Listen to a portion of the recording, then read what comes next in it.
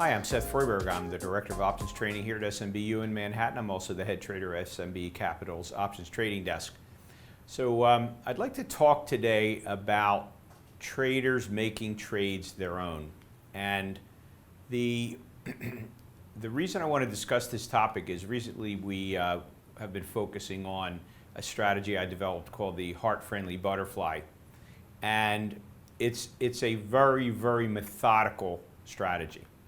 And the traders who are looking for literally what to do in each circumstance are attracted to this strategy. It's completely systematic. So what you find in situations like this is that traders who are high quality traders, they may buy a course like this and review it and take notes, and they may like the system.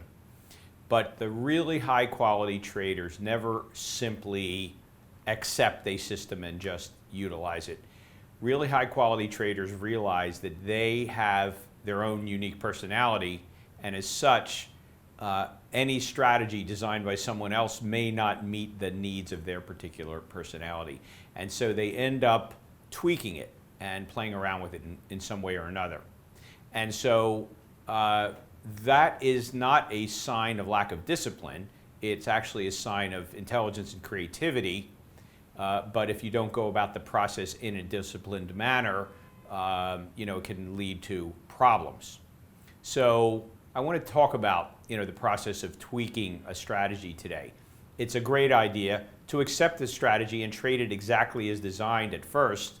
But most really high quality traders are going to find over time they're going to want to tweak the strategy in some way or another to meet their particular personality needs. So let me give an example. I'm working with a mentoring student right now, a very talented fellow, and he bought the Heart-Friendly Butterfly course, and he realized one of the elements of the strategy is that you need to wait for the market to get within 5 points of the SPX 25-point strikes. So if the SPX is trading at 2200, the market's got to be between 2195 or 2205 in order for you to be able to initiate the trade.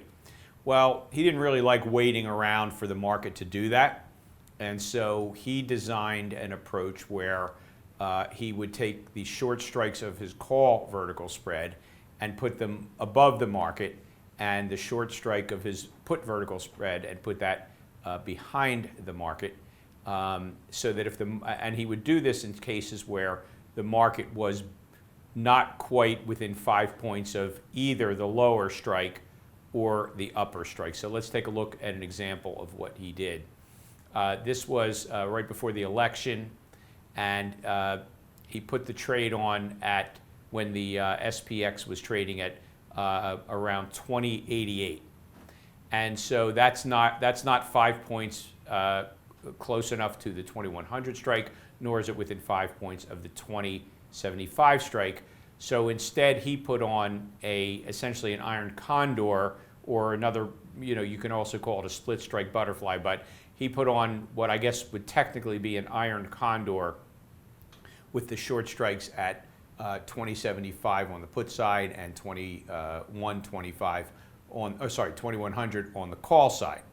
And so the trade looks like this. It looks more like a condor than a butterfly. It sort of looks like a condor that mated with a butterfly, I guess. And so that was one alteration he made to the strategy. And then once the market decides where it's going and either heads off towards the 2075 strike or the 2100 strike, then he would consolidate the strikes into a normal iron butterfly.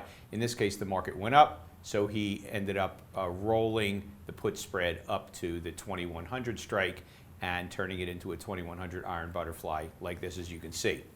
So that is one tweak that this very talented student decided to utilize. He also, instead of putting the trade on once a month, he split his capital up into 4 pieces and actually puts the trade on every week and manages 4 trades at the same time when all trades are on. And so that's another tweak, which is very clever because it spreads your capital out over multiple periods, and you can have some of your capital doing great, other portions not doing so well, and it creates a diversification for you, which is a very, very good idea. Also, when the market heads down, he just moves the whole butterfly down, as opposed to what we do in the hard-friendly butterfly course, which is to turn it into a downside facing iron condor. And he's working on other modifications as well. In short, he's making the trade his own. He took the basic concepts, he's incorporated almost all of the basic concepts into his trade plan, but he's made a couple of tweaks that for him make more sense for his personality. And so he started with a good solid template and then tweaked it to what he did. In other words, he has the makings of becoming, a very talented trader. So I do want to provide you with some cautions, though, about taking a template and playing around with it, basically. One of them is, oftentimes these strategies are designed by someone, with some talent, and so the strategy may be pretty solid on its own and doesn't need to be tweaked very much. You shouldn't make changes just for the sake of making changes. You should make changes because they make sense to you and the way you'll trade. The way I like to put it is, if you know emotionally you cannot trade it the way it was designed, then you've got to tweak that strategy, because if you're not going to trade it the way it's designed, then you have no business trading it at all, unless you implement tweaks. And then this is very important, you've got to back test those tweaks. You can't assume that because a tweak of yours works in 1 month, that it will work over a 5-year period. In fact, that one tweak may end up reducing the return of the strategy over time, even though it improves the return in a particular month. So whatever tweaks you implement, you've got to go back to the beginning, implement that tweak every month, and see if the strategy still holds up with that tweak. If it does, if it comes out better, if it comes out the same even, you may want to implement it, because why are you even involved in that process? You're involved in the process because you have found that tweaking the strategy in a way that's going to make it more likely for you to actually trade the strategy emotionally stably, then you should implement it, even if it doesn't improve the returns at all. If it just makes it easier for you psychologically to trade it, then you should implement that tweak, as long as it doesn't blow the returns of the trade up over time, because the upside in one particular month turns out to be a downside in many, many other months. So in conclusion, it's a very good idea to make trades your own. You just have to make sure that the modifications you implement actually work in the long term and not in the short term. That way you can long term become a successful trader. So thanks very much, and we will see you next week.